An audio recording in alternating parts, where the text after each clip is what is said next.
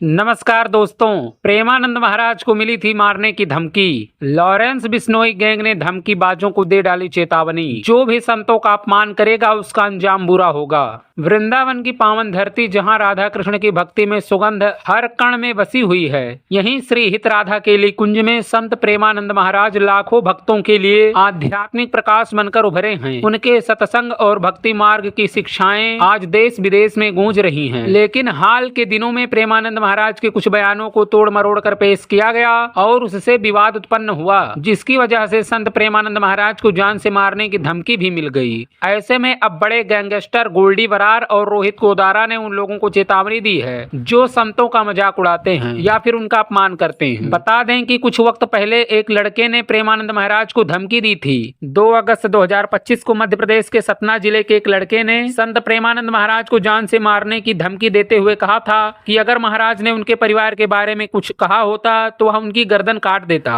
इस पर धमकी के बाद साधु संतों में आक्रोश फैल गया। प्रेमानंद महाराज के भक्तों की भी नाराजगी देखने को मिली और धमकी देने वाले के खिलाफ सख्त कार्रवाई की मांग भी की गई, जिसके बाद धमकी देने वाले पर उचित कार्रवाई भी प्रशासन ने की। तो चलिए अब आपको बताते हैं कि प्रेमानंद महाराज ने क्या कुछ कहा था जिसकी वजह से यह पूरा बवाल मचा हुआ था। दरअसल प्रेमानंद महाराज ने अपने बयान में कहा था, जो महिला बार बार अपने संगति बदलती है, अलग अलग पुरुषों के साथ रहती है, वह अस्थायी सुख प्राप्त नहीं कर सकती। केवल एक समर्पित और स्थिर संबंध ही असली शांति दे सकता है। आजकल के पुरुषों का भी यही हाल है। लिव इन रिलेशनशिप जैसे रिश्तों में पड़कर रिश्तों की अहमियत को समझते नहीं है। वो जो लड़की पहले ही 4 लड़कों से जुड़ चुकी है, जो लड़का पहले ही 4 लड़कियों से जुड़ चुका है, क्या वो सच में एक पति या पत्नी का सुख दे पाएगी?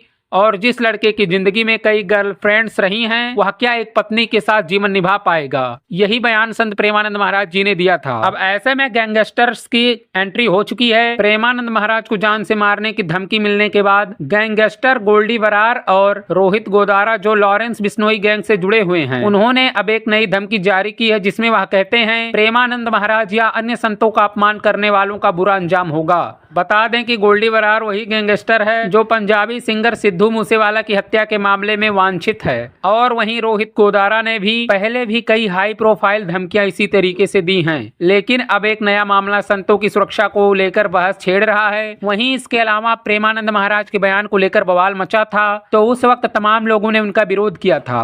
बॉलीवुड स्टार दिशा पाटनी की बहन खुशबू पाटनी ने भी इस मामले में टिप्पणी करते हुए प्रेमानंद महाराज का खूब विरोध किया था, जिसके बाद उनकी खूब आलोचना भी हुई थी। ऐसे में विवाद को बढ़ता देख खुशबू पाटनी ने कहा था कि प्रेमानंद महाराज के लिए कुछ भी बातें नहीं कही। फिलहाल सुनिए खुशबू पाटनी ने विरोध करते हुए प्रेमानंद महाराज या साधु संतों के बारे में क्या कुछ कहा था। और आपकी इस खबर पर क्या राय है वो भी हमें कमेंट में बताते जाइए और चैनल को भी सब्सक्राइब कर लीजिए। कहता है कि 25 साल मतलब 25 साल से जो लड़कियां हैं, 25 साल के ऊपर वाली लड़कियां हैं, सारी नहीं, कुछ जो लिव इन में रहती हैं, वो मुंह मार के आती हैं। 4-5 लड़कों का मुंह मार के आती हैं।